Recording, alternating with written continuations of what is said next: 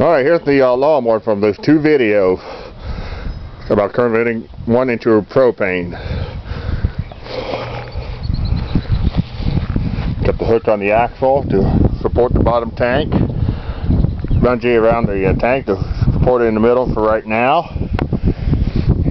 And a muffler clamp to hold the top tank. Two hose clamp to keep it in the middle as much as you can. Your flow control and your main shut off. I'm using the original carburetor that goes to this engine.